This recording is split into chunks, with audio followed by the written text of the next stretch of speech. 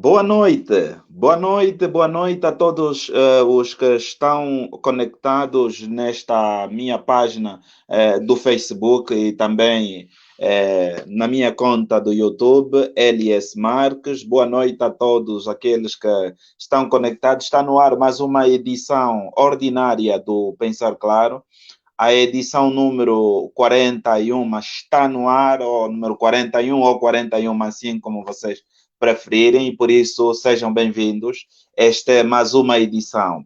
Por isso é um prazer enorme ter-vos aqui nesta edição, nesta noite, hoje, 15 de março de 2021. Por isso agradeço a si que já está conectado, a si que já está ligado nesta edição número 41 do Pensar Claro. O Pensar Claro é uma rubrica, um programa que acontece todas as segundas-feiras, das 21 às 22 horas, aqui no meu canal do Facebook, e também é disponibilizado no meu canal de YouTube, LS Marques.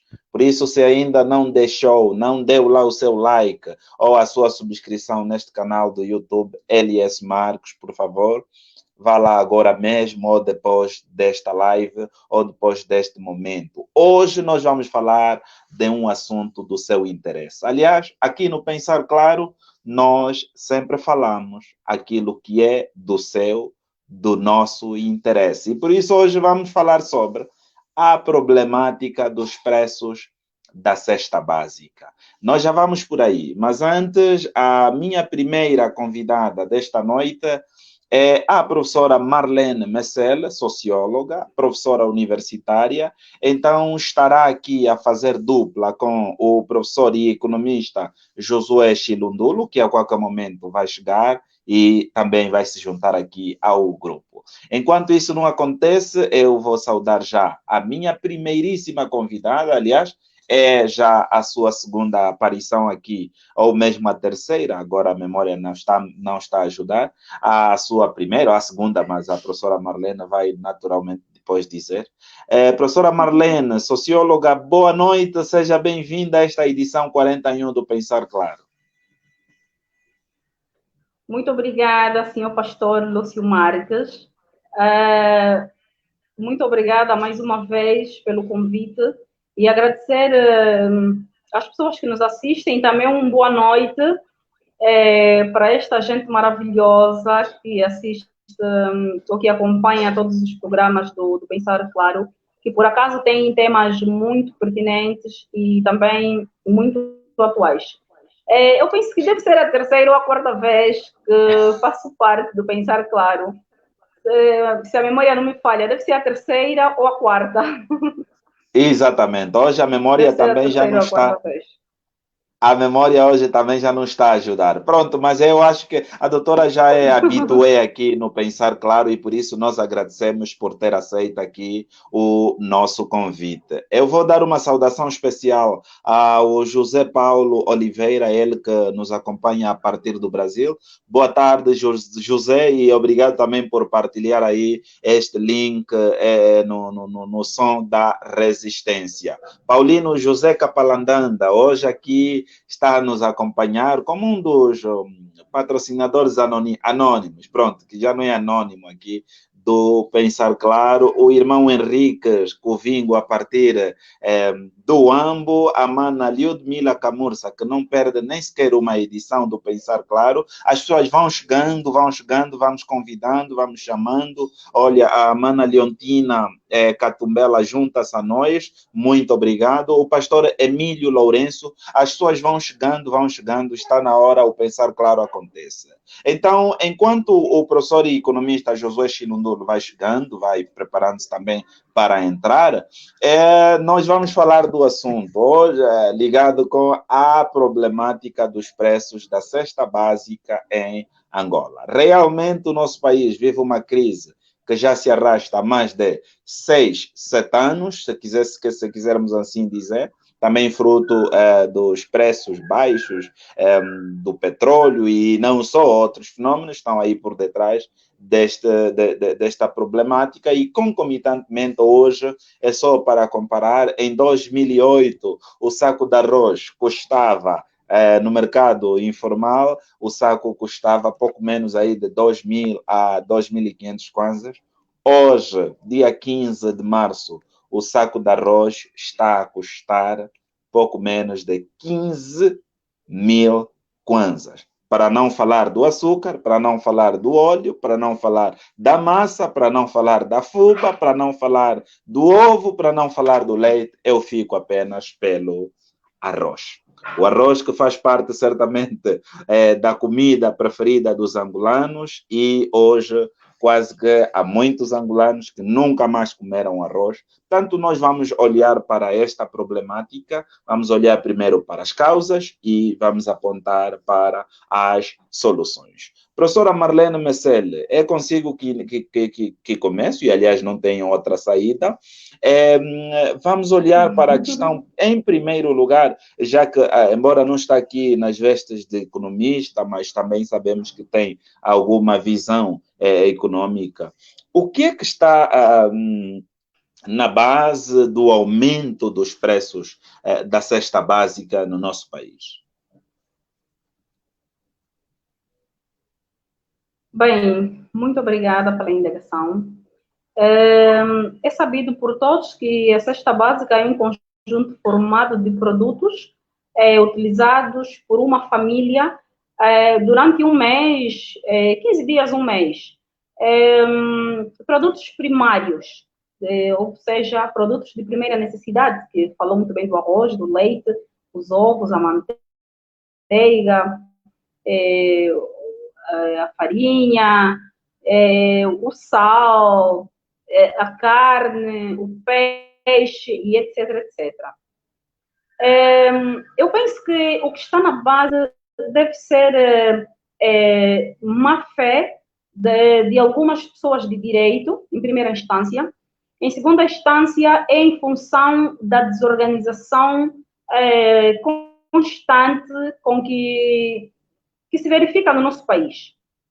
Em terceira instância, é a falta de produção. Nosso país depende muito de produtos que vêm de fora, dependemos muito da importação, e isso não é bom.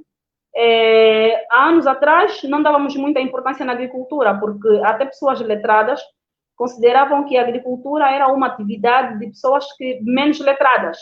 E hoje, vemos uma gama de indivíduos em função da escassez e desses preços exorbitantes da cesta básica no nosso país. Vemos muitos indivíduos que vão se matricular cada vez mais no Instituto Superior de Agronomia, porque está a se dar muita importância na agricultura. Antigamente, a agricultura era vista como uma área do setor terciário. Hoje, em função da crise nacional e internacional, a agricultura passou a ser um bem de primeira necessidade, ou seja, todo mundo começou a interessar-se por esta área de produção. Nosso país produz muito pouco. Em segundo lugar, deve ser também um pouco da falta de... Falta não. Um pouco de preguiça, falta de interesse dos indivíduos de trabalharem mais, de poderem produzir mais, de terem mais ideias para poderem criar pequenos negócios, primar mais pelo empreendedorismo, primar mais pela produção nacional. Essa falta de preguiça ou pouco interesse de achar que as pessoas vão fabricar, vão produzir, e nós simplesmente vamos unir condições para podermos comprar e adquirir aquilo que as pessoas normalmente fazem. É uma gama de... E também o dólar. Nós aqui dependemos muito do dinheiro físico, isso não é bom. Fez-se um estudo a nível nacional e internacional na Universidade de Chicago, sociólogos, psicólogos, antropólogos, economistas, fizeram uma análise sobre os países industrializados e os países do submundo ou em via de desenvolvimento, como é que anda a economia e como é que é a organização da classe dominante e a organização econômica da classe dominante. E conseguiram provar que algumas sociedades que têm também pessoas, ou seja, têm três classes, pessoas com estratificação baixa, pessoas com estratificação social mediana e pessoas com estratificação social ascendente, ou seja, pessoas que tenham uma vida econômica razoável ou precária, que são da classe da estratificação baixa, pessoas que tenham uma vida razoável, uma vida mediana, estão na estratificação mediana, e as pessoas que têm uma vida econômica boa ou salutar estão na estratificação alta. Mas eles conseguiram notar que aquelas pessoas que estão na estratificação baixa, que aqui no nosso país deviam ser considerados de miseráveis, não têm problemas de alimentação, não têm problema de saúde, não têm problemas de educação, não têm problema de segurança, porque eles não usam muito dinheiro, usam mais cartões eletrônicos. Quando se usa mais números do que dinheiro, ou mais cartão do que dinheiro físico, também ajuda no desenvolvimento do país. Nós temos que estar sempre a comprar dinheiro, porque algumas pessoas não sabem que o dinheiro compra-se, nós não fabricamos dinheiro no nosso país. Temos que, até o próprio dinheiro tem que ser importado. E isso cria muito constrangimento, tanto no próprio governo, como também nos governados. Então, é uma forma de as pessoas incutirem mais a educação financeira ou bancária na vida das pessoas, até do cidadão comum, aquele que também está na atividade informal, na rua e na praça, para que possa usar mais, por exemplo, o Multicaixa Express, para que possa usar mais os serviços do banco para ajudar no próprio desenvolvimento, porque quando dependemos muito de moedas estrangeiras, e também outro item também que causa a inflação também é depender muito da moeda estrangeira.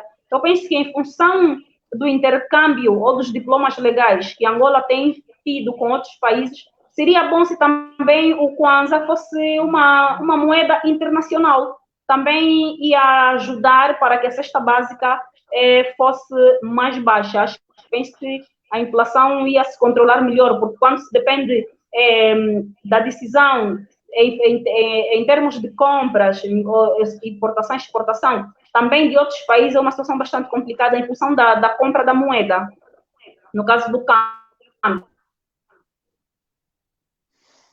Pensar claro, esta é a edição 41. Temos aqui mas muitas mensagens que vão caindo já. Saudar aqui as pessoas que já começam a entrar aqui no Pensar Claro, e já temos aqui a presença do professor e economista Josué Chilundulo. Queremos desejar boas-vindas ao professor Josué. Professor Josué, tem o seu microfone desligado. Muito boa noite e seja bem-vindo a esta edição 41 do Pensar Claro. Olha, boa noite, pastor. Boa noite, minha colega de painel. Peço desculpas, tudo a contragosto, essa chegada atrasada. Infelizmente tive aulas e enquanto estudante não tive o direito de sair da sala de aulas e abandonar a aula. E então a aula costuma terminar um pouco mais cedo, mas infelizmente hoje terminou tarde, pelo que peço desculpas.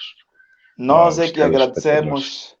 Nós é que agradecemos pela sua presença, professor Josué Chilundulo, economista, uma pessoa que tem vindo a fazer muitas abordagens e, aliás, é um dos professores que eu tenho, embora, bom, não me matriculei, mas de quando em vez para assuntos econômicos, eu tenho que ligar aí ao mais velho para naturalmente explicar-me um pouco mais.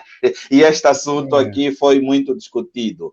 Professor Josué, antes mesmo de olharmos aqui para os irmãos que nos acompanham, nós estamos a olhar para as causas. Eu disse no início, e aliás a professora Marlene, socióloga também, já fez uma incursão em volta, mas nunca é demais questionar também a questão. O que é que está na base? Porque muitas vezes discutem-se pouco as causas deste aumento exorbitante dos preços dos produtos da cesta básica no nosso país.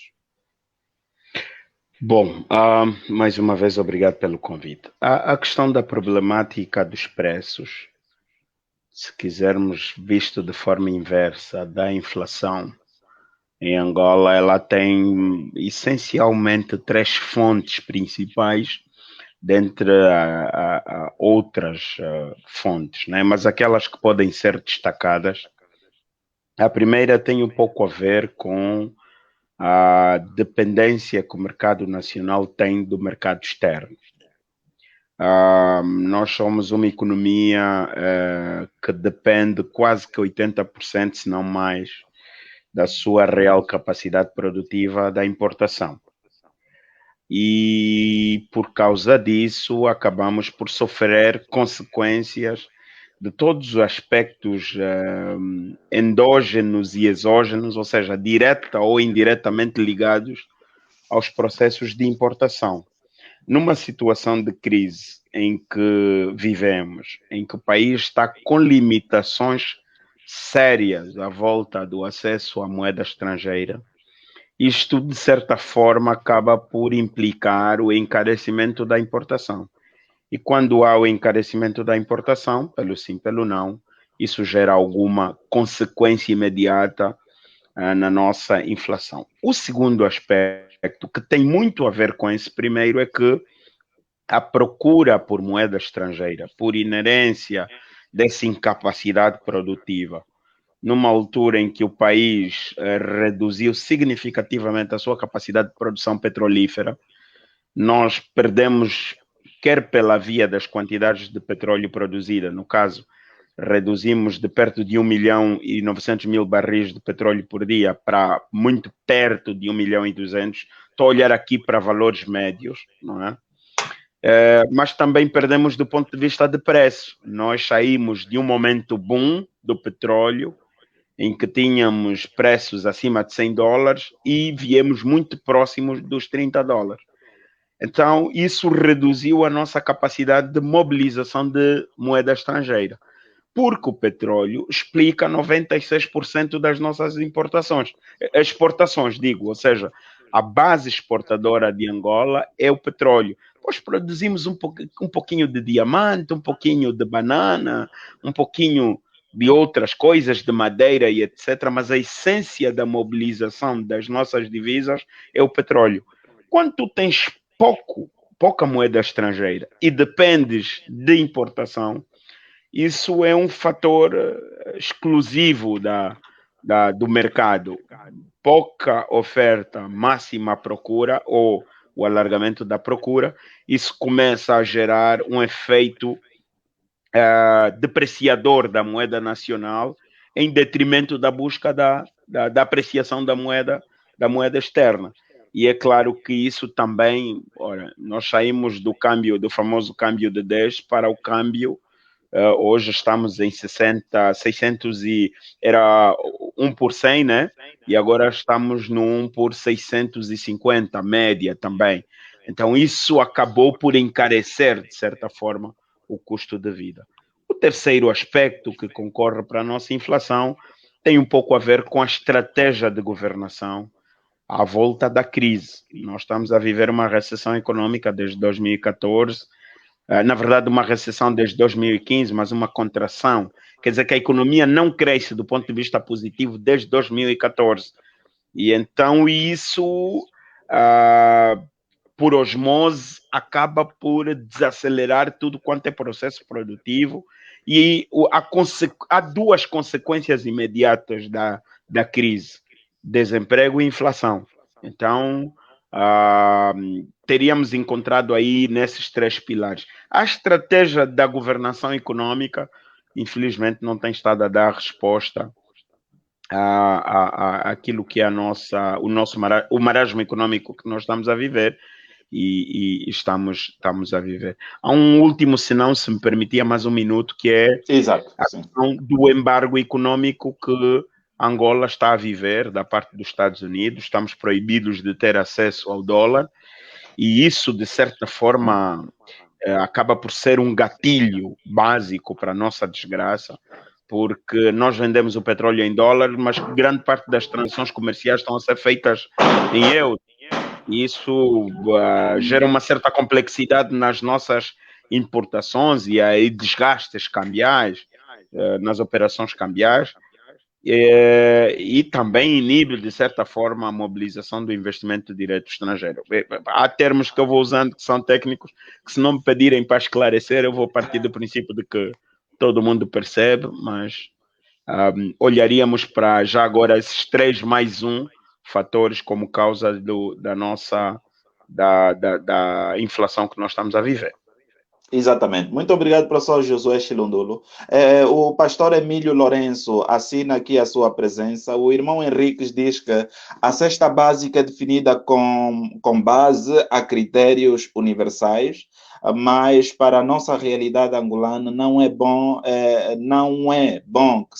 que definíssemos em função aos hábitos e aos costumes dos povos. A professora Marlene falava das cestas básicas e certamente depois vai responder. E ela ainda volta a dizer que, do ponto de vista econômico, o ciclo de produção começa com o setor primário. Aqui estávamos com a pirâmide invertida. O Afri Carlos também saúda-nos aqui. O José Paulo de Oliveira acompanha-nos a partir do Brasil, diz que o capital é cruel e o agronegócio igualmente cruel, movido pela ganância do sistema, impulsionado pelos grandes e aí a superviência estatal. Muito obrigado a José Paulo. Ele ainda tem aqui um contributo bastante interessante. Ele diz que falo com brasileiro, pois a cesta básica aqui, ou por aqui, está igualmente cara. Agora, a desculpa é a pandemia. A professora Marlene também vai falar sobre isso. O Isaú diz que a maioria dos economistas em Angola dizem que os preços da cesta básica em Angola está num problema da importação. O hábito da importação de produtos alimentares em Angola que faz com que os preços aumentam, quanto mais com o incremento de fronteiras. A Mana Lyudmila Camurça diz que o fator importação é um dos graves problemas para que os produtos da cesta básica estejam sempre altos. O nosso país depende de uma percentagem muito grande da importação, facto que faz com que os produtos que podem ser produzidos cá cheguem ao país a um preço muito alto por diversos fatores. Nós depois vamos fazer leitura às outras mensagens que vão chegando, por isso temos que aproveitar aqui o nosso tempo. Professora Marlene Messele, além de trazerem o Isaú e o José Paulo e também o Henrique, trazerem aqui aspectos ligados com a cesta básica, olhemos um pouquinho para também a população em 2008. Quer dizer, nós não compreendemos isso. E eu recentemente escrevi que a população está com fome, a população está a sofrer. Então, já apresentamos aqui as causas. Pronto, está tudo aí levantado também pelo professor Josué. Que soluções podem ser apresentadas aqui para a melhoria das condições socioeconômicas?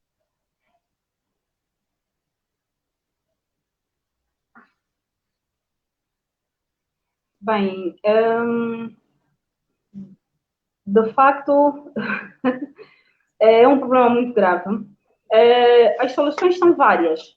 O primeiro ponto é as pessoas investirem mais no empreendedorismo. No nosso país, existem muitos indivíduos que acham que para abrir um pequeno negócio tem que ter 1 milhão, 2 milhões, 3 milhões. E nós temos estado a acompanhar na televisão, nas redes sociais, também algumas notícias no jornal, quando entrevistam alguns indivíduos que, por exemplo, são empresários de sucesso, as histórias motivadoras que eles contam, isso também deve servir de impulso ou de motivação para as pessoas que queiram sair da crise ou da vida precária para terem uma vida mínima ou condigna. O outro ponto é investir mesmo na produção nacional. É importante que eu falei da moeda, das ajudas externas, o meu colega do painel também falou das ajudas externas, também falou da moeda, e mais uma vez primar na internacionalização do Kwanza. É importante. Depois, temos que parar, ou seja, não é possível não termos ajuda, não é possível nós não importarmos produtos absolutamente nenhum, ou seja, em qualquer país que tenha uma economia estável ou uma organização social tem que pautar pela importação e pela exportação. Então, eu penso que nós devemos depender pelo menos 40% ou 35% de produtos vindos do estrangeiro. Não podemos depender a 80%, 95%. Isso é muito mau. O outro ponto é que temos que trabalhar mais. Nós também somos um bocadinho preguiçosos. Mesmo às vezes para ir trabalhar, às vezes o despertador toca às 7 horas, tá? Estamos sempre a adiar o despertador. E nós temos, quando viajamos, por exemplo, no Dubai, você vê a maneira como os outros, não dubenses, mas os outros estrangeiros que estão lá para prestar trabalho, acordam cedo, eles é que impulsionam, por exemplo, os estrangeiros para irem já passear, para irem fazer compras, porque eles precisam de dinheiro. E nós temos que trabalhar mais, temos que deixar de ser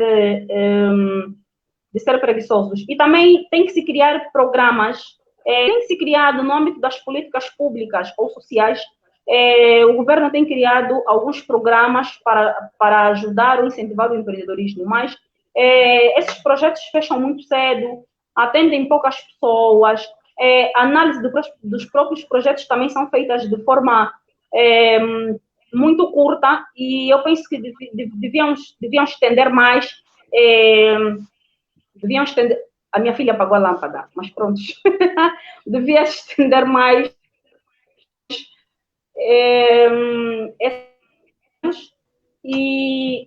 desses programas, e deviam se escutar mais os jovens, quais são os planos que têm, quais são as ideias. E também as entidades de direito deviam criar uma plataforma digital, não sei se tem, mas eu tenho visto algumas, mas são para divulgação de trabalhos ou projetos já feitos. Deviam criar uma plataforma digital para a recepção de projetos e também para que cada cidadão tivesse a oportunidade de dar a sua opinião sobre certos projetos, porque muitas das vezes eu posso não ter um projeto para empreender qualquer coisa, mas eu tenho ideias. Então, eu penso que as pessoas externas a estes programas também deviam participar, dando a sua opinião na plataforma, também ajudando na visualização desses projetos, porque para se abrir, por exemplo, um projeto rentável, o empreendedor tem que saber responder às questões quando, onde, porquê e onde. Quando abrir o projeto, por que vai criar este negócio? Para quem é que vai criar o negócio? Desculpa, quem é o público-alvo? Quem são os clientes? Porque, às vezes, nós não podemos, por exemplo, chegar ali no Catinton, por exemplo, esteja a querer menosprezar o bairro, mas, por exemplo, colocar ali um hotel de 5 estrelas é muito complicado. Por exemplo, quem vai para ali? Quem são os clientes? Então, é importante isso tudo, não só a pessoa chegar no banco, receber o dinheiro, porque tem um projeto, tem boas ideias, e depois não tem acompanhamento, e também a fiscalização. Em 2011 ou 2012, se a memória não me falha, aquele programa do empreendedor Bué estava a dar créditos a pequenos empreendedores. E muitos jovens foram para lá, apresentaram bons projetos, receberam 25, receberam 30 mil dólares, uns receberam 10 mil dólares, a depender do tipo de negócio. E até hoje ninguém consegue fazer a devolução do dinheiro nos cofres do Estado, ninguém fiscalizou esses projetos, como é que andaram, como é que não andaram. Isso também é importante, porque às vezes dão-me o dinheiro para abrir um pequeno negócio e depois eu começo a resolver problemas pessoais. E este pequeno negócio, se tivesse uma fiscalização boa, positiva, quem sabe não pudessem criar mais emprego para outros indivíduos que também estão fora de uma organização trabalhista que não tem salário, que então no mundo do desemprego. É muito complicado quando nós, por exemplo, vemos aqui que o salário base para a agricultura no nosso país é de 21.450. O salário para os transportes são 26 mil kwanzas. E comércio e indústria são 32.130 mil kwanzas. E a cesta básica, ela ronda aos 80 mil kwanzas, ou mais, ou 100 mil kwanzas. Isso é uma loucura. Isso podemos considerar mesmo de um fenômeno social. Eu penso que o salário básico são 32 mil kwanzas, ou até 33 mil, por causa dos cêntimos. A cesta básica, no mínimo, cesta básica nacional, no mínimo, tinha que ser 10 mil kwanzas. Porque aqui nos 32 mil kwanzas, o indivíduo vai tirar o transporte, o indivíduo vai tirar o dinheiro para a saúde, vai tirar o dinheiro da comunicação, vai tirar, por exemplo, dinheiro para renda, e etc, etc. Agora, o salário básico nacional, 32.181. Cesta básica, 80 mil kwanzas, isso é uma loucura. Eu penso que, independentemente de dependermos de produtos importados, independentemente de a industrialização em Angola não se fazer sentir ao pé da letra, tem que se sentar, tem que reunir as pessoas de direito, tem que sentar, tem que reunir para analisar esta problemática do preço exorbitante da cesta básica. Isso é uma situação bastante complicada. Por este motivo, é que a criminalidade do nosso país continua a subir a cada dia que passa. E também ali vemos a problemática da fuga à paternidade, porque é uma situação um tanto complicada e constrangente. A sociedade ainda a casar, ele vai pensar 7, 10, 11, 20, 35 vezes, vai pedir um monte de conselhos, em função do custo de vida. Também vivemos num país africano em que a mortalidade é muito alta e a esperança de vida também. Já imaginou se a maior parte dos jovens começarem a decidir ter apenas um filho ou não fazer, como por exemplo na Europa, um casal jovem que decide ter um filho, eles têm uma conta bancária dessa criança antes de nascer, pelo menos conseguir suprir as necessidades básicas da criança, por exemplo, fralda, leite, jardim de infância, segurança da criança, o babá, outros cuidados, saúde, etc, etc. Pelo menos até 5 anos, porque enquanto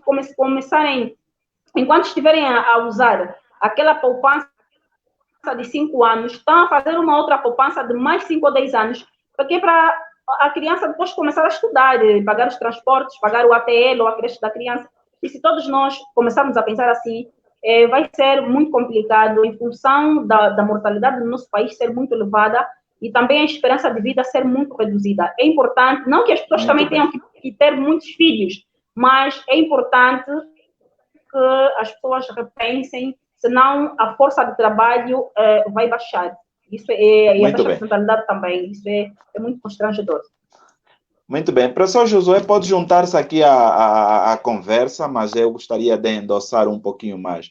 Professor Josué, esse é um clamor, não é? Nós que trabalhamos com as comunidades, e eu penso que esta é uma oportunidade de ouro que tenho para questionar, quando é que nós teremos os preços da cesta básica mais baixos?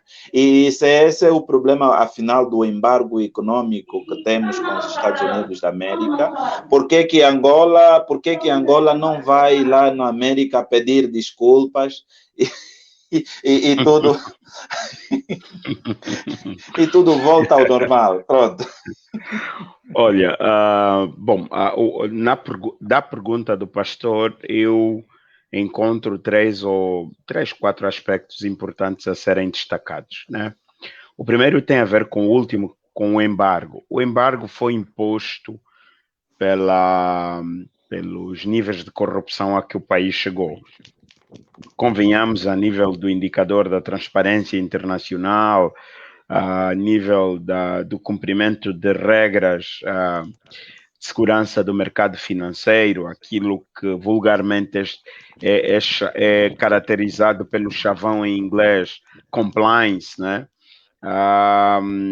Quer do ponto de vista da qualidade do nosso sistema financeiro, Angola é dos piores países do mundo, consta das estatísticas como sendo o país classificado, rotulado como dos piores do mundo, porque nós temos um sistema financeiro que admite que pessoas politicamente dispostas intervenham no sistema financeiro, manipulem as variáveis financeiras e nas vestes de empresário, ao mesmo tempo que participam dos processos de tomada de decisão política, que depois vão depender desse sistema financeiro para controle de dívida, para controle inflacionário. Como é que esse embargo sai?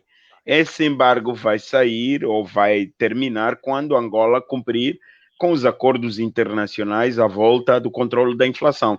Desde logo conseguir fazer com que as empresas públicas ratifiquem o Pacto Global. O Pacto Global das Nações Unidas é um pacto para não corrupção, da não corrupção e infrações conexas. Quer dizer que Angola tem que admitir o acionar de mecanismos de controlo da corrupção, de supervisão dos canais de de corrupção e, ao mesmo tempo, elevar os mecanismos de punição e recuperação de ativos. Por isso é que a estratégia do presidente João Lourenço de combate à corrupção não é só uma estratégia política. Ela não pode ser observada apenas como a agenda do João Lourenço. Não, a questão da corrupção e o seu impacto sistêmico para a nossa realidade, sem controle da corrupção, esquece intervenção do mercado externo, esquece mobilização de capital, esquece aumento da produtividade, etc, etc, etc. Então, o embargo vai sair com estas correções. É por isso que agora estamos a ver a proposta de correção da designação do governador do Banco Central, estamos em fase de reestruturação da lei do sistema financeiro em Angola, exatamente tudo isso para dar resposta a essa exigência do mercado internacional. Em relação à questão da produtividade, e ligando aqui um pouco ao que a doutora Elizabeth, se eu não estou em erro no nome... Marlene. Perdoa-me, doutora, eu nada contra. Essa coisa de chegar atrasado, depois não memoriza o nome, dá nisso. Em março, esquecer o nome de senhoras é um pecado muito grave. Penitencio-me, né? A doutora Marlene falou um pouco sobre a caracterização da nossa preguiça em Angola, né? Assim, tu controlas. O pastor perguntou, quando é que o preço baixa? Não. Os preços não vão baixar mais. E se baixarem, vão baixar com percentagens muito reduzidas. O que é necessário agora é ajustar a vida dos angolanos aos preços que se estabeleceram por força da crise. E como é que se faz isso? É preciso elevar a produtividade. Nós temos que ignorar o conceito de Estado do bem-estar social, onde as pessoas querem escola gratuita, saúde gratuita, estrada gratuita e tudo, porque temos petróleo. Aliás, é essa narrativa política de que o povo pode ser preguiçoso porque o país tem riqueza, que não dá likes no Facebook, que não mobiliza simpatias, nós estamos mais habituados àquele tipo de discurso, não, o MPLA é culpado, a UNITA vai ganhar, está a ver essa lógica? Nós temos que sair disso e discutirmos que papel o angolano tem na sociedade. E o papel do angolano na sociedade obriga-o a elevar os seus níveis de produtividade. E a produtividade passa por comparar o tempo que ele gasta para realizar uma tarefa, se comparado ao que ele ganha. É que, mais do que começarmos a olhar para o salário mínimo, que foi muito bem citado pela doutora Marlene, nós temos que começar a projetar a possibilidade das pessoas tirarem partido das condições econômicas que nós temos. Por exemplo, senhor pastor, presta atenção a isso. Nós temos 56% da população empregada está no setor agrícola, pesca, caça e floresta. E se perguntamos à doutora Marlene qual é o salário mínimo nesse setor, menos de 25 mil kwanzas, daí mais ou menos 22 mil, se eu não estou em erro, 22.250 kwanzas. É o setor que tem o índice de produtividade mais baixo. É o setor que menos paga salário. Mas vai no outro extremo. Qual é a percentagem da população empregada nos setores que pagam um salário superior a 100 mil kwanzas? 0,19%. Ou seja, menos de 1%. Só que este emprego nas seguradoras, nos bancos, na gestão comercial das organizações e etc., exige um nível de intelectualidade superior ao trabalho intensivo. No trabalho intensivo que se quer é força física, não é? As pessoas vão lá para trabalhar e ganham mal. Precisam de mais horas de trabalho, mais esforço físico, mas têm menos compensação financeira. Então, para você elevar a produtividade do país, você precisa olhar para a qualidade da tua educação. Porque nessa altura do campeonato, mesmo que Angola tenha capacidade de mobilizar o maior número de empresas internacionais possíveis para vir investir em Angola e gerar emprego, não vai mudar absolutamente nada na condição de vida daquele angolano que continua a sofrer hoje. Sabe por quê, pastor? porque ele não tem qualificações para ter um cargo de qualidade que lhe vai pagar 200, 300, 500 mil, 1 milhão. Ele vai continuar a ter emprego de estivador, vai continuar a ter emprego de limpeza e etc., enquanto o expatriado, seja a mão de obra de qualidade importada, vai continuar a mamar os melhores salários. Essa que é a nossa realidade. Então, se tu não reformas a nossa educação e olhar para essa educação com a competência que se lhe merece, com a necessidade de adjudicar a educação ao modelo de desenvolvimento que você quer no país, os preços vão continuar a subir, o custo de vida vai continuar a ser grave e os indicadores de pobreza vão continuar a aumentar. Terceiro, para terminar, num país em qualquer parte do mundo, que tem 3 indicadores essenciais: taxa de pobreza monetária acima de 40%. Nós somos 31 milhões, perto de 31 milhões de habitantes, e estamos a dizer que 40% dessa população, aí muito perto de 14 milhões, 13 milhões e qualquer coisa, vivem com menos de 22 mil kwanzas dia, ou seja, vivem com menos $1 dia. Num país, em qualquer parte do mundo, onde 52% da população vive em pobreza multidimensional, significa, para além de não ter capacidade de sobreviver pela sua renda, não é? Ela não tem capacidade de ter acesso à saúde, de educação, à saúde de qualidade, educação de qualidade, saneamento básico e etc. 52% pressupõe perto de 17% da população, 17% não, perto de 17 milhões de habitantes angolanos vivem nestas condições precárias. Olha, quem governa só tem que parar, refletir e decretar um estado de emergência. Isso é pior que a Covid. Está a perceber? Ou seja, isso aqui é quem governa, o político, o professor, o enfermeiro, o SOBA, todo mundo. Isso é que é estado de emergência. Parar e dizer assim, bom, vamos reiniciar o país. Alguma coisa está errada. Porque você tem uma população que tem 2 extremos. Maioritariamente criança, ou seja, tem muitas crianças, e o segundo extremo é a terceira população mais jovem do mundo. Se esta população está a crescer sem boa educação, sem boa saúde, com baixa nutrição, com a condição em que está, você está a dizer que esse país, daqui a 15, 20 anos, morreu. Na verdade, ele vai existir do ponto de vista formal, mas do ponto de vista material, vai ser um país vazio, inócuo.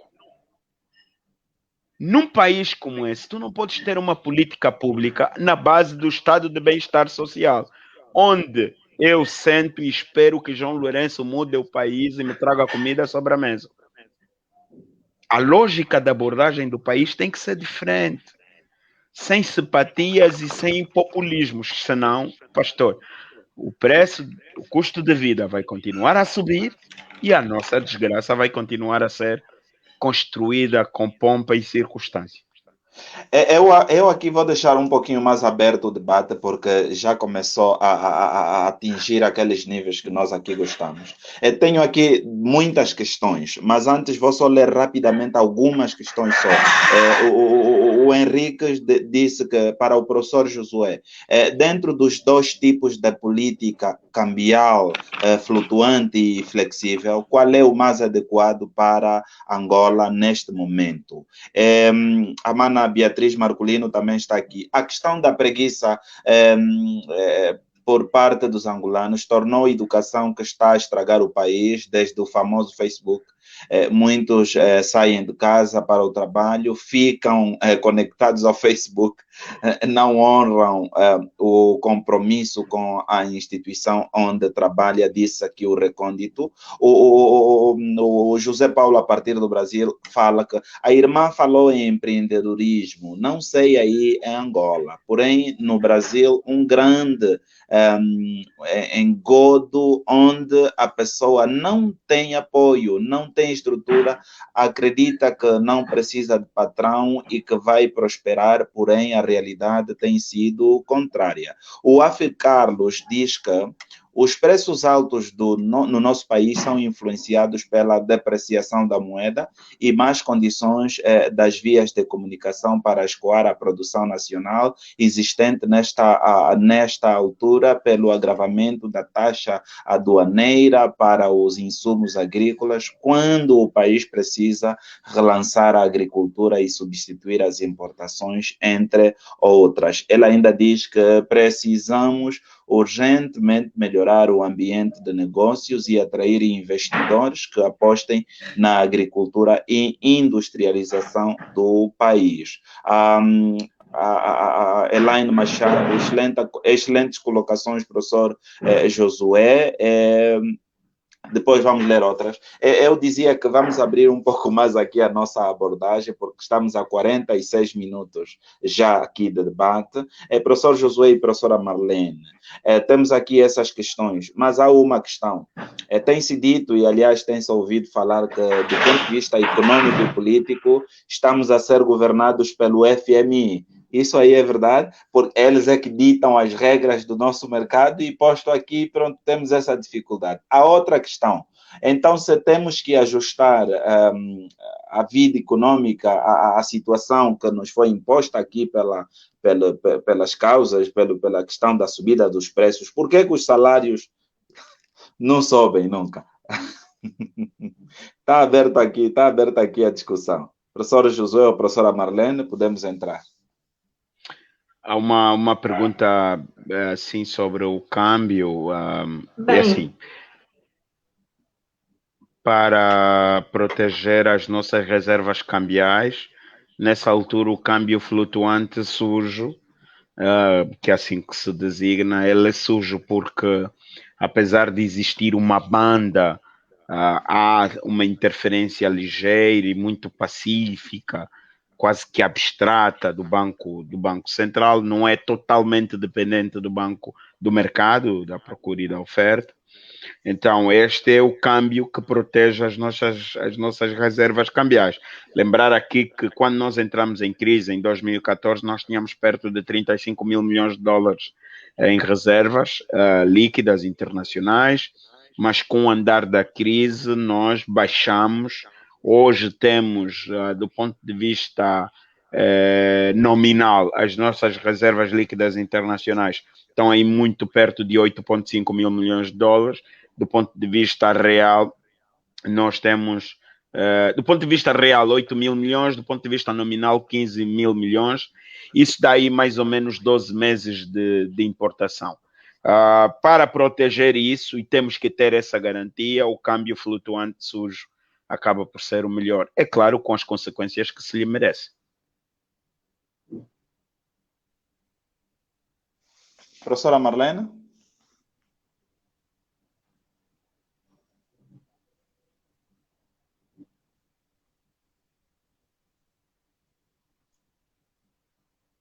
bem, eu penso que falou-se aqui do FMI também, que se o FMI é que controla Angola, é isso?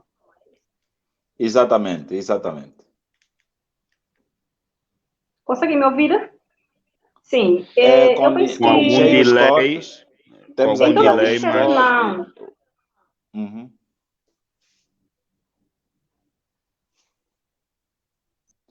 Bom, vamos melhorar aqui as comunicações com a professora Marlene. A professora Marlene vai sair e voltar a entrar. Sim, professor Josué, continuemos então bom, aqui para essas questões. nesta questão do FMI, é assim, de forma objetiva, o debate penso que é secundário, mas a relação entre Angola e o FMI fez-se necessária. Eu quase que diria que nós não tivemos alternativa. Por quê? Porque uma das coisas que João Lourenço herdou da ex-governação do presidente José Eduardo Santos é uma Angola completamente descredibilizada, quer a nível interno, quer a nível externo. Não havia sequer uma organização internacional nas avaliações dos principais indicadores internacionais, não havia uma avaliação sequer positiva para Angola. E o MPLA entrou para as eleições de 2017 com um nível de credibilidade muito baixo. E é claro que a chegada do presidente João Lourenço levantou expectativas e trouxe uma certa esperança. Mas todo mundo dizia na altura, quer a nível interno, quer a nível externo, que apesar da mudança de rosto presidencial, havia um partido muito forte, ou há um partido muito forte por detrás do presidente, e nós vivemos num país partidocrático, onde os partidos têm peso, nas instituições. Então, qualquer agenda de reestruturação do país que não fosse chancelada por uma organização internacional, ela podia ser uma reforma pouco válida. Entendo que foi por isso que o presidente João Lourenço admitiu este acordo com o FMI. O FMI, na verdade, está aqui para chancelar propósitos de reforma, quer a nível da economia, quer a nível, essencialmente a nível da economia, apesar de outras reformas paralelas que estão a acontecer, para credibilizar e voltar a elevar os níveis de confiança da Angola no mercado internacional. Por isso, entendo a interpretação de que Angola está a ser, do ponto de vista econômico, governado pelo FMI, mas não há chances, ou seja, ou era o FMI ou uma outra organização internacional. No caso, optou-se pelo FMI, porque o FMI é a instituição com credibilidade nos diferentes contextos internacionais, nos diferentes mercados internacionais. E, professor Josué, quanto à questão dos salários, o professor fez aí a questão de que provavelmente os preços já não voltam a ser os mesmos de 2008, mas que nós continuamos aqui a orar para que isso aconteça. Mas agora, por que os salários até aqui não conhecem também pelo menos alguma subida, ou mesmo subida, os ajustes necessários? Sim. Por duas razões. A primeira razão mais objetiva tem a ver com a produtividade, né? Produtividade, ela é medida, é uma variável econômica, é um indicador econômico com uma componente matemática, e ele compara o quanto se paga do ponto de vista de custo de realização de uma função. Dito de outra palavra, é comparar quanto custa o Marques por realização, por exemplo, desta live. Inclui aqui tempo de trabalho, qualidade do produto, qualidade do produto produzido, permite uma repetição necessária, tudo o resto, e, é claro, se comparado ao quanto ele ganha. E quando nós fazemos essa comparação, correndo aqui riscos de esquecer um ou outro pormenor, porque estou a tentar explicar a variável numa linguagem mais simples, porque é assim que tem que ser, porque essa live é, acima de tudo, pedagógica. Quando nós comparamos isso, nós vamos perceber que os níveis de produtividade nos diferentes setores do país é muito baixo. Quando os níveis de produtividade são muito baixos, o país, em princípio, paga mal. Quando os níveis de produtividade são altos, o país, em princípio, paga bem. Essa seria uma primeira razão. Mas há uma segunda razão, que é aquela que mais explica do ponto de vista político, é que Numa situação, a inflação, ela é, acima de tudo, monetária. Ou seja, a inflação é explicada por existência de poder de compra. Dito em outras palavras, ok, há poucos produtores de pão, nós temos poucas padarias no país, por causa do custo de se produzir pão. Bonito, isso é um dado adquirido. Mas temos muitas pessoas a procurarem pão. Por que as pessoas procuram pão? Porque têm dinheiro no bolso. Quer dizer que quanto mais dinheiro as pessoas tiverem no bolso, maior será a disponibilidade das pessoas em procurarem pão. Como é que eu controlo a subida do pão? Por inerência dessa pressão da procura. É retirar o dinheiro do bolso das pessoas. É a medida mais selvagem de controle da inflação. É controlar por via do consumo. Então, na prática, se numa situação de crise se ajustarem os salários aos níveis inflacionários, nós estamos aqui com uma média de inflação anual de 23%. Quer dizer que anualmente os salários das pessoas tinham que ser ajustados 23%. Só que se os ajustes salariais acompanharem os ajustes, a inflação esperada, em princípio, teríamos dificuldades de controlar a inflação. Daí que, por estratégia, chama-se estratégia selvagem, maquiavélica, controla-se a inflação com a diminuição de dinheiro no bolso das famílias. Por isso é que nós, de quando em vez, vamos vendo assim, os bancos ficam sem sistemas. Às vezes é verdade, mas às vezes é uma estratégia de controlo.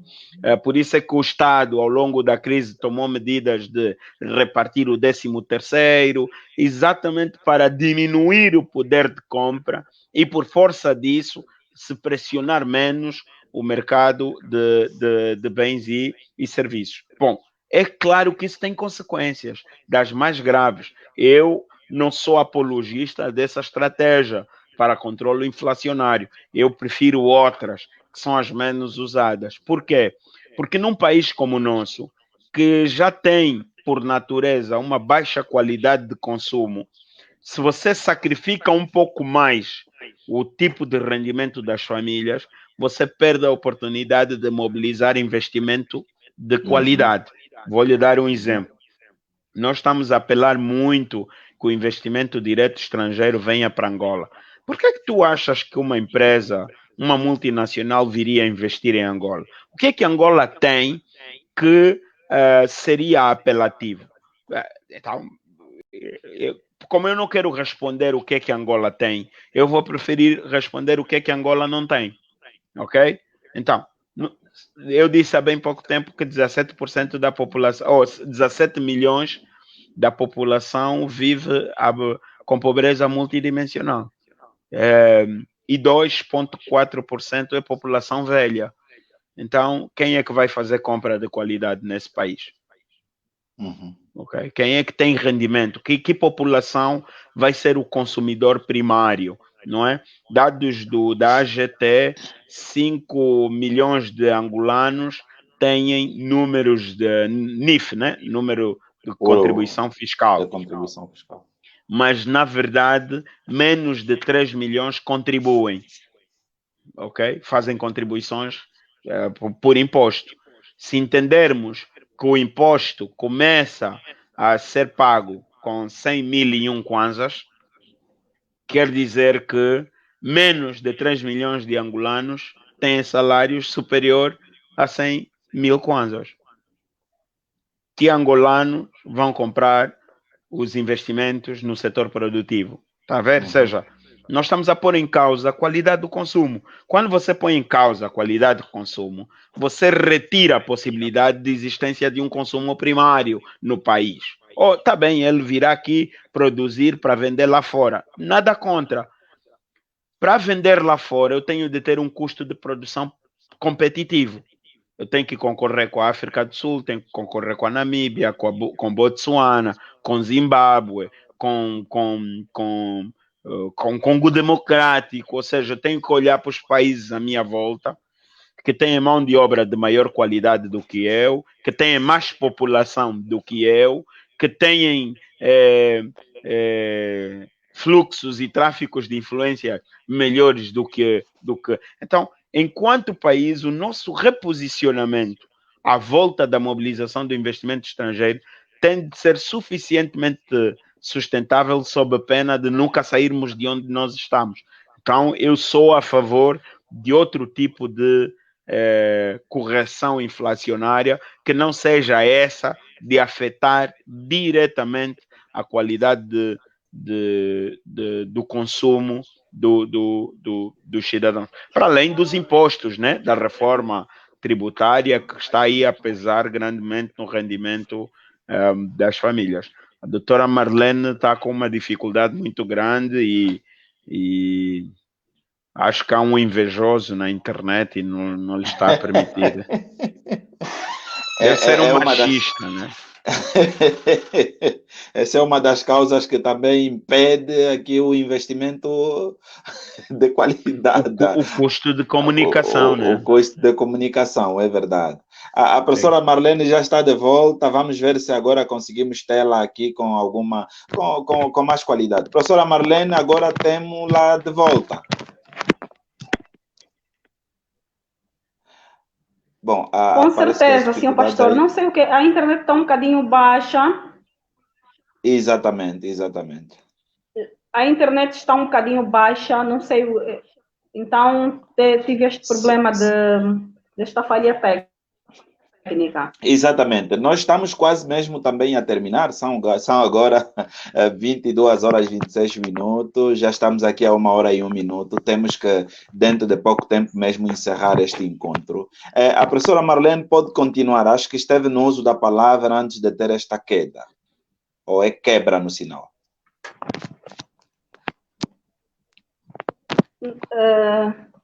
Ok. Só não estou a conseguir posicionar aqui a câmera devidamente. Sim, okay. Sim, falava sobre... Falávamos sobre o Fundo Monetário Internacional. Questão, exatamente. E eu dizia... Uhum.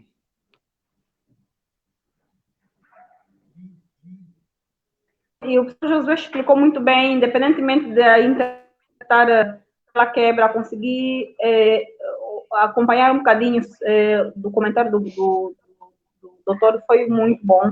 Era só para acrescentar que quando se faz um contrato, e principalmente porque nós é que estamos a precisar, somos a parte vulnerável, então qualquer contrato tem cláusulas, tem que acompanhar, tem que fiscalizar, e é por este motivo que, se calhar, o Fundo Monetário Internacional tem estado, e também o estudo do Fundo Monetário Internacional tem estado a observar a maneira como as políticas públicas sociais são feitas cá em Angola, se são abrangentes, se são equalizadoras, se são emancipatórias, isso também é muito, muito importante. Também falou-se sobre...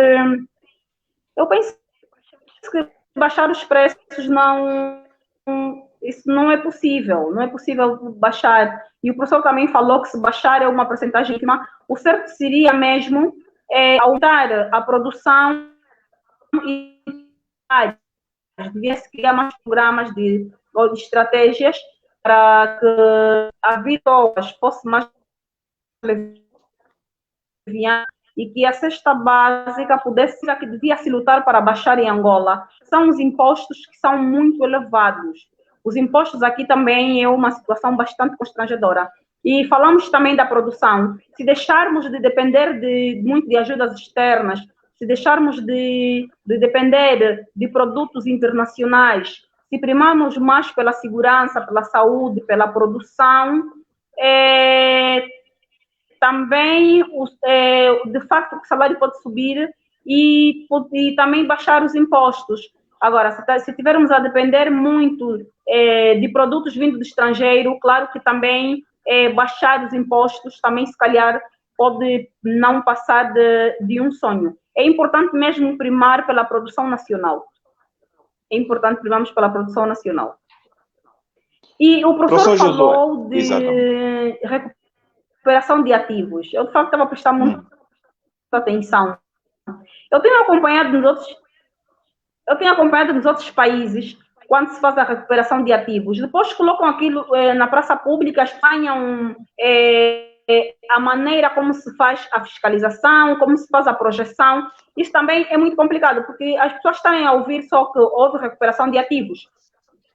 Conseguiu-se recuperar X, já tem X no cofre do Estado, e as pessoas não acompanham o processo. As pessoas, o Jornal da Angola não publica os contratos ou os documentos jurídicos que foram assinados na recuperação de ativos. Isso também é uma situação bastante constrangedora, porque às vezes coloca também interrogações ou pulga na orelha das pessoas que de facto só acompanham as notícias e não acompanham como é que foi feita a recuperação de ativos. Seria bom se os processos fossem muito mais claros. Agora, também sobre as oportunidades, é importante também falar sobre as oportunidades. Eu penso que chegou a hora de, no nosso país, as pessoas começarem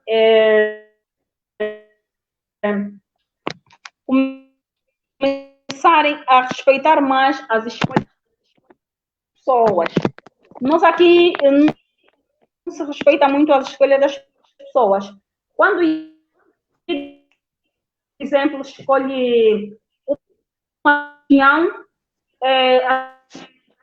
quando o indivíduo escolhe um clube desportivo, também as pessoas apoiam. Mas quando o indivíduo escolhe uma fileira política, as pessoas estão sempre em cima e muitas oportunidades também de organização de vida das pessoas também às vezes depende muito da crença, a organização da vida dessas pessoas depende muito da crença dessas pessoas ou da filiação, por exemplo, política, quais são os partidos que essa pessoa é simpatizante, grupos que essa pessoa apoia, que tipo de cartões é que essa pessoa... Podíamos começar a nos olhar mais como simplesmente como irmãos, somos patriotas da mesma nação, e que devemos respeitar as escolhas de cada pessoa e oportunidades, até porque o dinheiro é da esfera pública, os recursos são naturais da própria área, que pudéssemos olhar mais sobre as pessoas que promover as pessoas que de facto têm capacidade, primar mais. Bom, nós temos aqui alguns problemas aqui com a comunicação com a professora Marlene. A internet, penso que hoje também não está aqui a nos ajudar muito, mas vamos continuar aqui enquanto vamos resolver aí a situação com a professora Marlene, que continua a chegar com muitos cortes aqui. Professor Josué, apontamos para as causas, agora queremos apontar para a seta ou para as soluções. Nós temos aqui o povo a clamar cada vez mais, e aqui reitero que o clamor do povo, e temos grandes dificuldades, e a refeição hoje, quase que muitas famílias, e aliás, a maior parte das famílias hoje já não tem 3 refeições, e há muitas que se calhar ficam mesmo sem nenhuma. Tem-se apontado muito para a questão da produção nacional ou a chamada diversificação da economia. Mas o que é que está a falhar? Porque a questão da diversificação da economia tem-se falado já há algum tempo, e mais que vemos que quase que ou nada se melhora na vida das populações. É verdade. O problema da produção nacional é também uma questão de estado de emergência, né? Com algum exagero, mas é para decretar estado de emergência. Por quê? Porque a inexistência da produção nacional não só constrange, do ponto de vista prático, a vida dos angolanos pelo custo da aquisição de bens, como põe em causa a questão da segurança alimentar e da segurança nacional, porque tu tornas a logística do país dependente das exportações. Olha, nós já atingimos o cúmulo de gastarmos perto de 6 mil milhões de dólares ano com importação de derivados de petróleo e 3 mil milhões de dólares para importar alimento. Nós, sabe quanto é que o país gasta em média para importar roupa interior, masculina e feminina? Perto de 30 milhões de dólares ano, ok? Até roupa interior nós importamos. Então, o país tem, ao mesmo tempo que tem essas desgraças, é um país que é essencialmente jovem, é um país que tem, por exemplo, perto de 1 milhão e 600 quilômetros, 1.600 quilômetros, digo, de fronteira com o mar, dá muito bem para se gerar maricultura e se olhar para as indústrias marítimas como fonte não só de geração de emprego, mas de alimento. Nós somos um dos países aqui na região com a maior riqueza hídrica, tirando uma pequena parte do Cunene, todo o resto, tudo quanto é província desse país tem rio, tem fontes de água, tem o leito d'água o mais próximo. Eu estive agora, esse final de semana, a trabalhar no Kwanza Norte. Estive em Kikulungo, Bolongongo e Banga, onde naveguei por aquelas zonas e é triste ver aquela fertilidade. Apesar da estiagem, tu não vês um capim seco. Capim seco. Sim. E estava eu a falar com os meus colegas, os meus parceiros de viagem, e disse o seguinte: olha, quando tu olhas para o conceito de desenvolvimento, podes ir buscar o conceito de Josué de Castro, que é um brasileiro que exilou-se na Rússia, podes ir buscar o modelo chupeteriano, Robert Solow, Nurks, Turcotte, sei lá, Arthur Lewis, Sen, todos os diferentes modelos de desenvolvimento que quiseres chamar aqui, com leitura básica na internet, chegas lá, has de perceber uma coisa muito simples. A ausência de desenvolvimento nas realidades sociais não é uma questão de inexistência de fatores de desenvolvimento, mas é uma questão de existência de fatores de desenvolvimento mal geridos. Se você for para a periferia, você vai encontrar que tem lá energia, água, comunicação e etc, etc. Depois você se pergunta, bom, por que essa gente é pobre? Por que essa gente é pobre? E has de perceber que é uma questão de mentalidade, é uma questão de responsabilização e é uma questão de contrariarmos o conceito de estado de bem-estar social que tem-nos estado a acompanhar e é um embuste. Essa ideia de confinarmos a nossa vida ao interesse de quem nos governa, ao interesse de quem deseja o poder, nos mata lentamente todos os dias. Por quê? Porque eu fico em casa, o João Lourenço prometeu 500 mil empregos, se o meu emprego ainda não chegou, vou ficar onde? Em casa.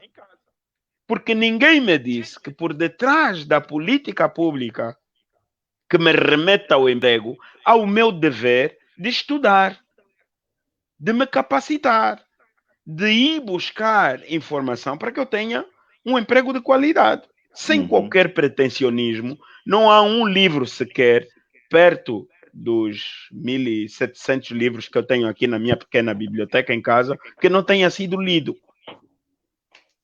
E por isso, eu sou professor. E faço por merecer para que eu esteja lá a competir com todos os outros professores. Se eu não leio, se eu não busco informação, não, mas tem possibilidade de ter livros. Nananina, não. Até o segundo ano de faculdade estudei com 2 pares de calço. Cheguei a ser cobrador de táxi, foi para pagar os estudos. Ou seja, e não tive vergonha disso. Então, não basta que as pessoas relaxem e esperam por decisões políticas e etc. Assim, o Estado tem dever, porque é ele que faz gestão dos recursos públicos, tem dever de garantir que eu me realize. Isso é verdade indiscutível. Mas por detrás do dever do Estado, da criação de condições para que eu me realize, eu tenho de ter o dever de me informar, de buscar por forças endógenas para conseguir ser o melhor naquilo que eu faço. O nosso problema é que nós estamos a conduzir o histórico da nossa vida numa total dependência das expectativas que criamos à volta dos outros. Sei lá, os membros da igreja pensam que a sua condição de herdar o reino dos céus depende da qualidade da pregação do pastor. Ponto. Pudera, se isso fosse condição para ir para os céus, né? Está a perceber? Ou seja, o que tem que acontecer aqui no país é dito em inglês, parece bem mais agradável, né? Um mindset, né? Ou seja, temos que olhar para e dizer às pessoas que, olha, o teu porco, o teu cabrito, a tua galinha, a tua lavra valem. Vale. E que você não pode ter essa vida, parece um pedinte, né? E quando o político vier aqui te enganar com estrume ou com coisa, você tem que dizer, não é isso que eu quero, regressa. O que eu quero é isso. O que eu quero é estrada. Agora, enquanto nós tivermos essa mentalidade de pedintes, vão nos dar um apartamento, nós aceitamos. Vão nos dar um saco de adubo, nós vamos aceitar. Tá? Ou seja, é preciso se gerar aqui uma transformação mental, porque a produção nacional não será feita pelos políticos.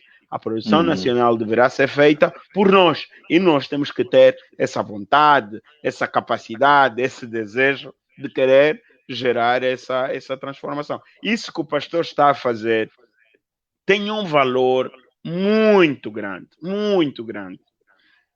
Porque, no limite das suas possibilidades, todas as segundas-feiras, concentra pessoas de diferentes status a discutirem assuntos. Em alguns casos, 5 vão ouvir, 10 vão ouvir, não importa. Mas há alguém que vai sair daqui transformado. O pior seria se nem sequer esse espaço existisse.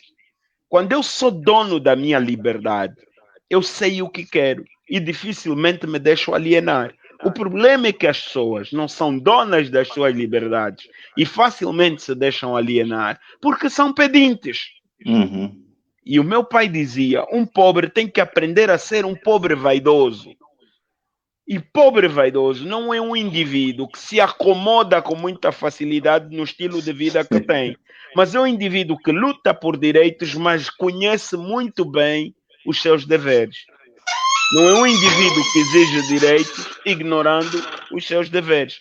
E esse país está a precisar de pessoas com coragem para desconstruir um conjunto de narrativas que põem em causa o conhecimento, né? Agora, facilmente você vai encontrar alguém a dizer, estudar para quê? Se quem vai para a faculdade é pior que eu. Não se deixe levar por essas teorias. Vai e estude. Não importa o nível acadêmico, vai e estude. Leia e estude. Aprenda a escrever, aprenda a falar, aprenda a ler, aprenda a martelar, aprenda a ser o melhor burro. Para que quando alguém precisar de algum burro, diga assim, olha, vai chamar o Josué, não conheço burro igual. O Josué é o melhor burro de todo o planeta. Está a perceber? Porque até para ser burro você tem que ser o melhor. Então, nós andamos aqui na história de é fácil gastar tempo no Facebook. João Lourenço é feio. É charlatão, é tudo. Não, Adalberto é bom discurso e tal. Mas esses dois indivíduos têm a vida feita. São formados,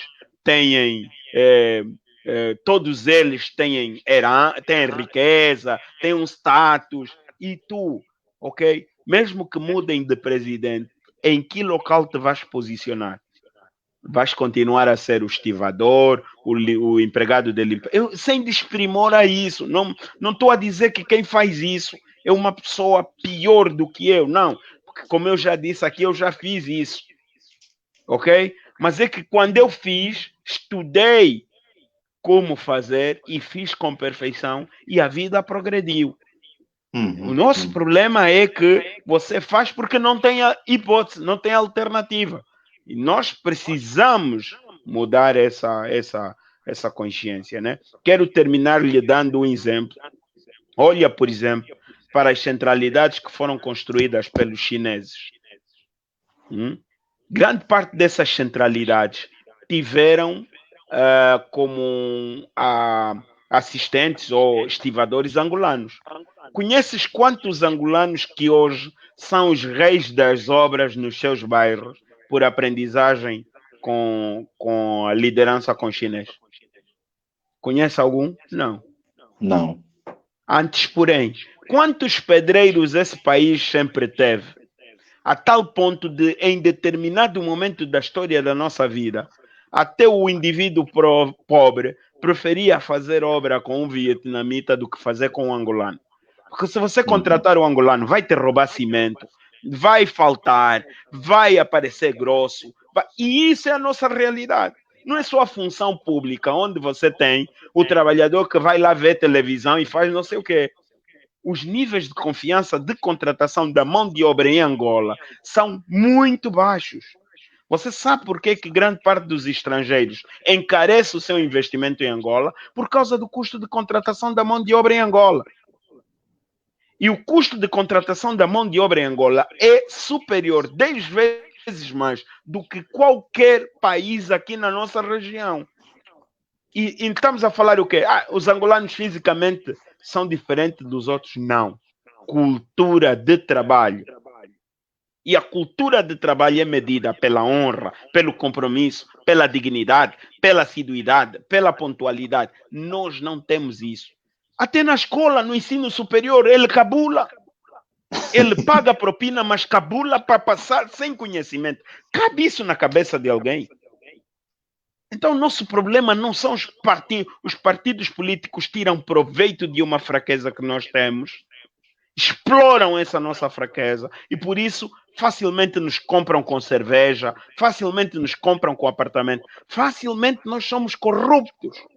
E somos corruptos por quê? Porque o professor não dá aulas, o enfermeiro não cura, o pedreiro não constrói, o político não decide e assim fazemos o país. Desculpa as generalizações e culpado é o pastor que me fez uma pergunta que me abriu. Peço desculpa, não foi intenção. Estávamos a falar dos preços, né? Dos preços. O professor Josué Chilundulo sempre a seu jeito, então nós estamos aqui a olhar para essa questão dos preços da cesta básica e por isso trouxe-nos aqui uma incursão bastante interessante. Infelizmente, a doutora Marlene perdemos-la mesmo porque, por conta aí da comunicação não é das melhores e pedimos aqui as nossas sinceras desculpas por aqueles que nos estejam a acompanhar ainda a estas horas. O José Paulo agradece aqui, ele está a nos acompanhar desde o início, a partir do Brasil. Palavras sábias e encorajadoras. Obrigado, professor Josué.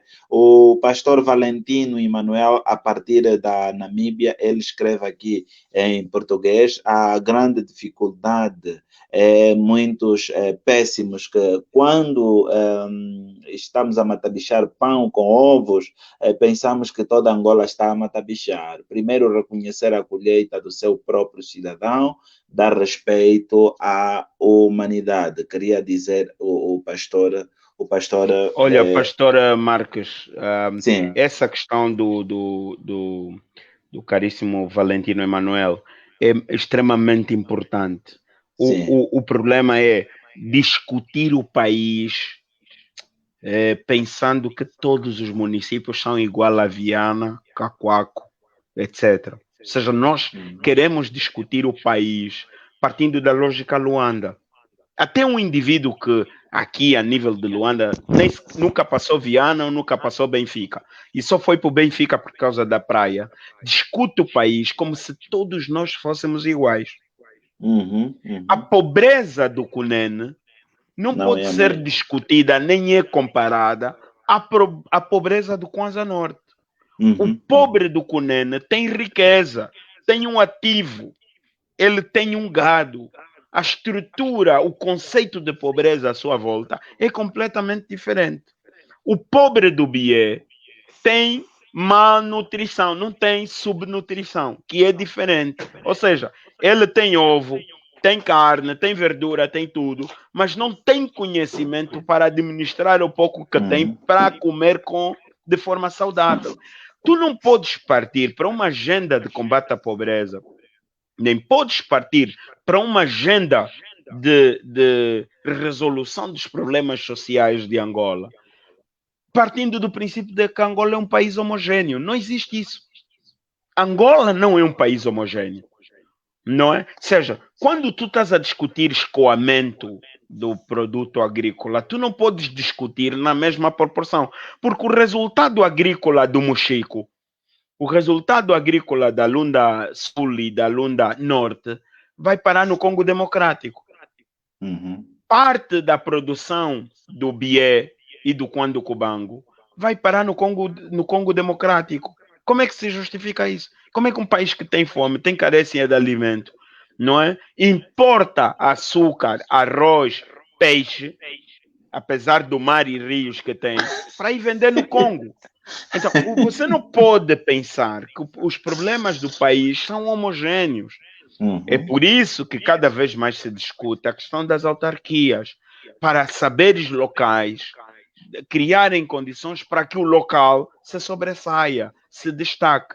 Por isso é que um indivíduo que está em Luanda a comer pão com ovo acredita que todo mundo está a comer pão com ovo.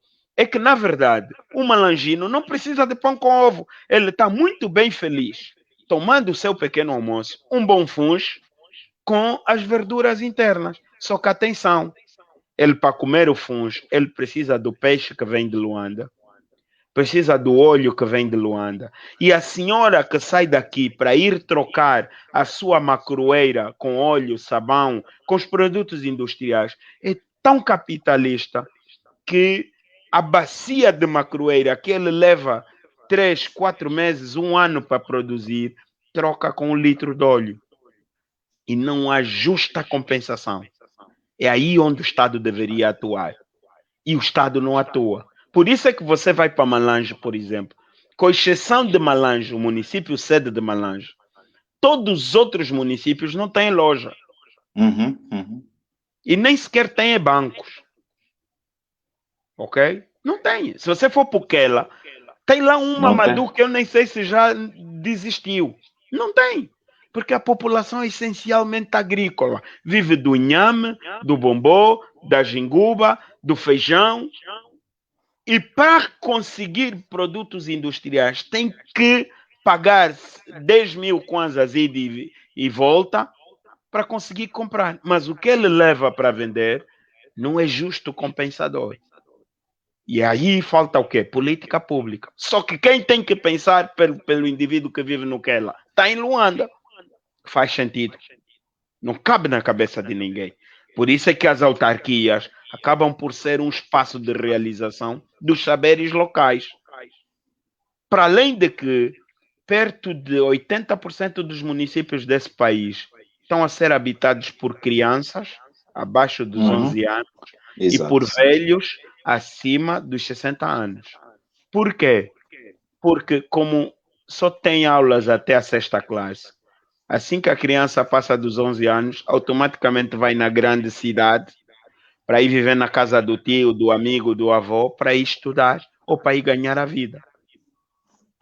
Resultado, olha para as estatísticas da população e vais encontrar que em todas as províncias, com exceção de Luanda e Benguela porque tem Lubito e Benguela, mais de 70% da população está na cidade capital. Se voltarmos a Malange, dos perto de 830 mil habitantes, 511 vivem no município sede de Malange. E Malange tem 711 municípios, se eu não estou em erro. Sim. Então, vais para províncias como Lunda Norte, Lunda Sul, Malange, Mochico, Cubango, Kwanza Norte, e podes encontrar, em alguns casos, uma pessoa por quilômetro quadrado, noutros casos, menos. O município de Mavinga, por exemplo, tem 0,6 pessoas por quilômetro quadrado. Como é que você vai agendar desenvolvimento assim? Não é possível. Então, ou nós olhamos o país a sério e esquecemos as nossas camisolas partidárias, e penso que era isso que a doutora Marlene queria transmitir. Esquecemos que eu sou da IECA, Batista, Católico e etc.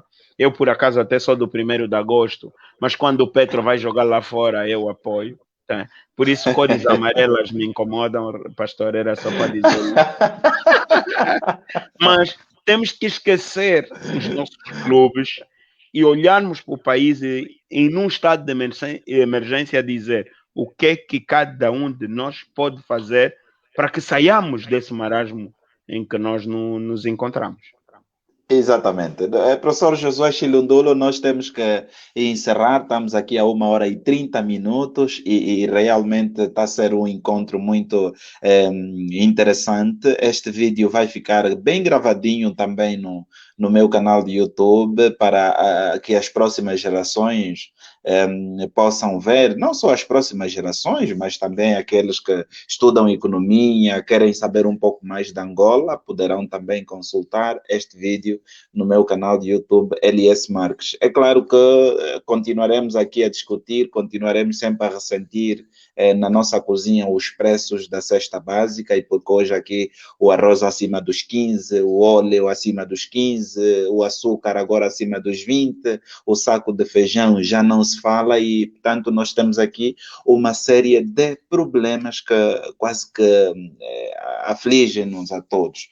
É só para ver que o salário do professor, um professor técnico médio, não consegue comprar 10 sacos de arroz. É para ver que a situação não está para menos e a situação cada vez mais difíceis, mas o professor Josué Chilundulo trouxe aqui aspectos que nós todos devemos refletir. É claro que nós, enquanto angolanos, fomos habituados a receber sempre, mas agora está na hora de nós começarmos a pegar, a arregaçar as mangas e trabalharmos para que, na verdade, nós possamos ter o país que queremos. Vamos orar sim, mas também é preciso ir à roça, dar no duro, e Deus vai nos ajudar na medida em que nós estamos a trabalhar. É verdade que não teremos mais o país de 2008, onde o saco de arroz era 2.000. Quem me dera voltar para esse tempo. Há quem disse mesmo que éramos felizes e não sabíamos. Pronto, viemos para 2021 e a coisa piorou. Então, professor Josué Chilundulo, últimas notas aqui para encerrar mesmo este pensar claro.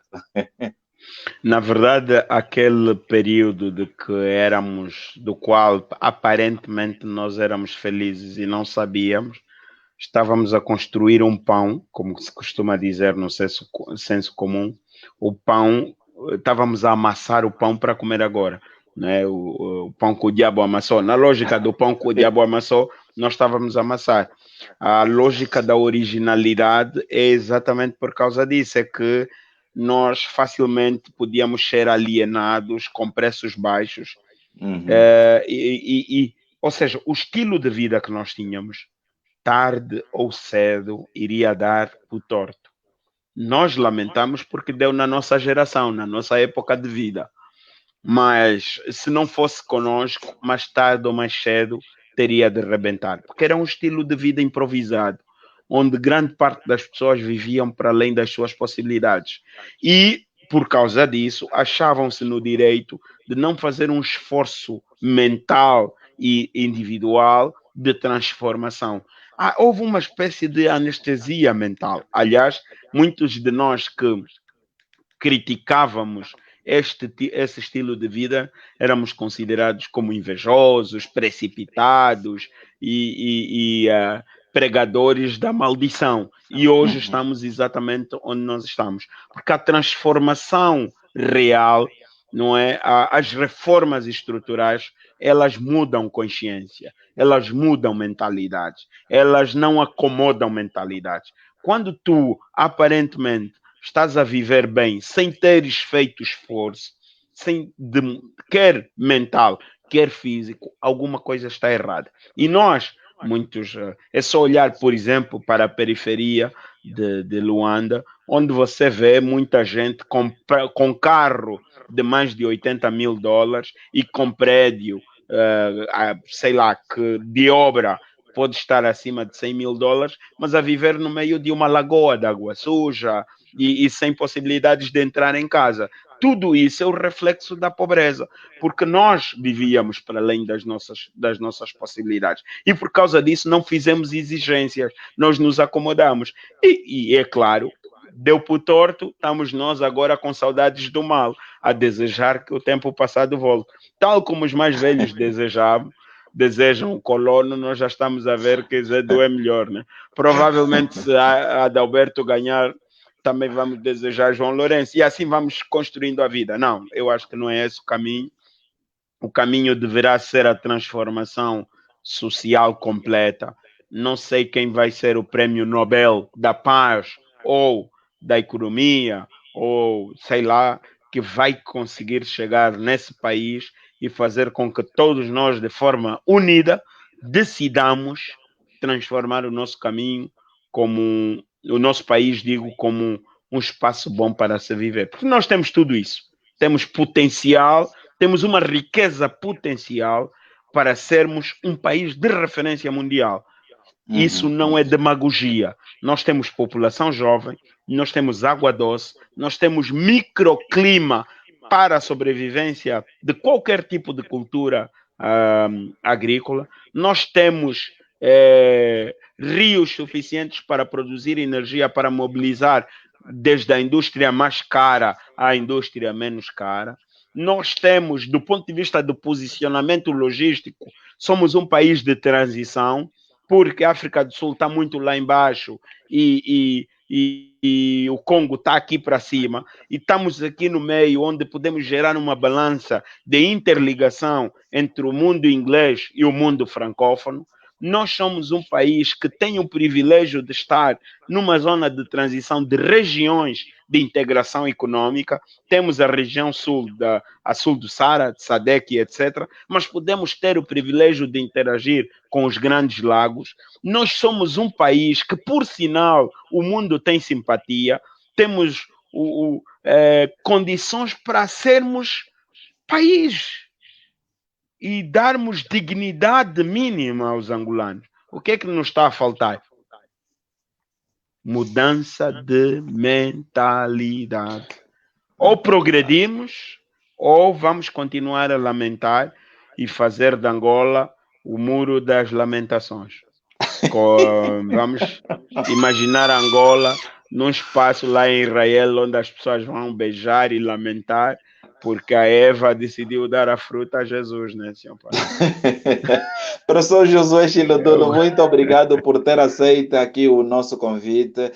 Na verdade, sempre um prazer ouvi-lo. Eu, quando crescer, quero ser como professor e realmente falar com propriedade de causa. E muito obrigado mesmo. Nós continuaremos aqui a contar sempre com os vossos préstimos, porque é muito bom ouvi-lo e também aprende-se muito. Até mesmo quem está na Rússia, como Augusta Carlos, aprende, e ela diz que aprendeu bastante. E temos aqui muita gente a agradecer o José Paulo de Oliveira, a partir do Brasil, que acompanhou-nos do início até ao fim. Esta edição 41 do Pensar Claro fica aqui, mas deixa-me já aqui dizer que na próxima semana, segunda-feira, nós vamos falar sobre mais uma questão que infelizmente afeta a população, parte da população angolana, a seca no sul do país. Vamos ter aqui o padre Pio Wakusanga, aqui vamos falar sobre esta problemática. O padre Gaudêncio Félix também estará aqui, e juntamente o reverendo Tonin Zinga vamos falar sobre esta problemática na seca do sul do país. O que é que a igreja pode fazer para resolver esta problemática? Professor Josué, contamos sempre consigo. Olha, vai ser uma banca pesada.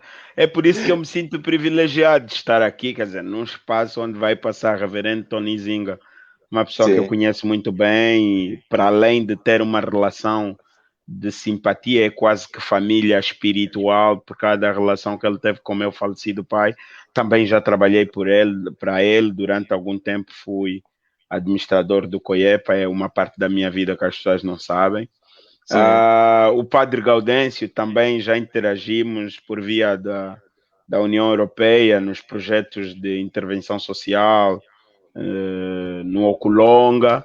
Padre Pio, um grande ativista de direitos humanos, uma pessoa da qual eu respeito, e acho que vai ser uma grande lição para aprender. Obrigado pela Exatamente. atenção e Muito pelo seu obrigado. trabalho, pastor. Muito obrigado, professor Josué Chilundulo. Nós então ficamos por aqui. Você sabe que o segredo de falar claro está no pensar claro. Então, boa noite, estamos juntos e até a próxima semana, se Deus quiser.